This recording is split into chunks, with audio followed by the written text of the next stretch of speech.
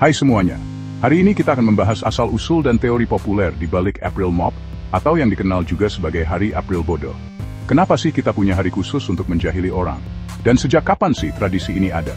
Banyak teori beredar tentang asal-usul April Mop, mulai dari perubahan kalender hingga festival-festival kuno. Yuk, kita mulai. Jadi, teori pertama yang paling banyak diterima adalah perubahan kalender di Prancis pada tahun 1582. Bayangkan, zaman dulu kan belum ada Google Calendar atau medsos buat ngingetin, jadi informasi nggak secepat sekarang. Prancis memutuskan untuk beralih dari kalender Julian ke kalender Gregorian. Masalahnya, perubahan ini memindahkan perayaan tahun baru dari akhir Maret atau awal April ke 1 Januari.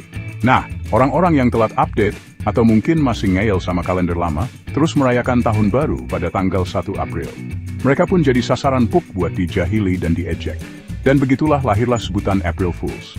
Lucunya, tradisi ini malah menyebar ke negara-negara lain. Teori kedua membawa kita lebih jauh ke belakang, menghubungkan April Mop dengan festival kuno seperti Festival Hilaria di Roma kuno. Festival ini dirayakan pada akhir Maret, dan seperti halnya April Mop, festival ini juga penuh dengan kejahilan. Warga Romawi akan mengenakan kostum dan menyamar, saling menipu dan mengejek. Suasana riang dan penuh canda dalam festival ini mungkin menjadi inspirasi bagi tradisi April Mop yang kita kenal sekarang. Bayangkan, tradisi ngeprank sudah ada sejak zaman Romawi. Teori ketiga mungkin yang paling unik. Teori ini mengaitkan April Mop dengan titik balik musim semi. Saat itu cuaca seringkali tidak menentu dan sulit diprediksi. Kadang panas, kadang hujan, pokoknya bikin bingung. Nah, perubahan cuaca yang menipu ini dianggap sebagai lelucon alam, dan akhirnya menginspirasi manusia untuk ikut-ikutan bercanda. Siapa sangka kalau alam juga punya selera humor ya?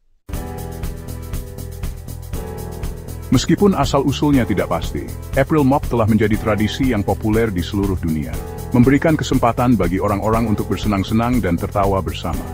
Dari mengerjai teman dengan lelucon sederhana hingga kampanye pemasaran yang kocak dari brand-brand besar, April Mop selalu berhasil membuat kita tersenyum.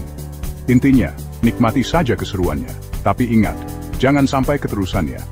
Jangan lupa like, comment, dan subscribe untuk video menarik lainnya. Sampai jumpa.